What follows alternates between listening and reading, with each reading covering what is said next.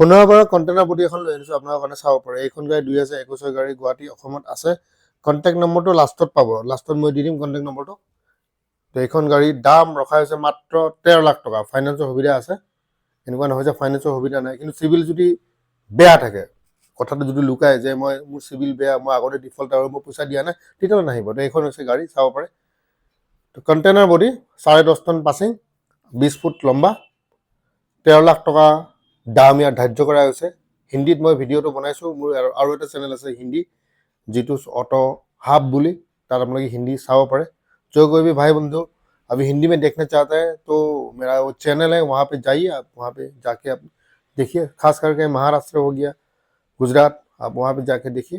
তো চকা এটা চাব পাৰে, চকা ঠিকে আছে আপোনাৰ, মোটামুটি এভাৰেজ হয়, অকশ্যনৰ পৰা কিনি অনা গাড়ী।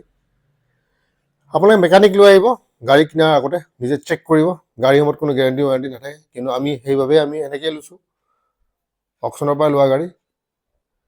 অকশ্যনত যেতিয়া গাড়ী লোৱা যায়, ফাইনেন্স কোম্পানী কোনো গেৰেণ্টি ৱাৰেণ্টি নিদিয়ে, আমিও সেইদৰে গেৰেণ্টি ৱাৰেণ্টি নিদিওঁ। আপুনি নিজে চাব, মেকানিক চাব, চেক কৰিব আৰু গাড়ী ল'ব, ফাইনেন্সৰ সুবিধাটো পাব। 13 লাখ টকা দাম ধাৰ্য কৰা হৈছে, 20 ফুট লম্বা আৰু কণ্টেইনাৰ বডি। তো এইখন গাড়ী চাওক, মই কণ্টেক্ট নম্বৰ তলত দিয়ে দিছোঁ। মাত্ৰ 13 লাখ টকাত আপোনালোকে পাব।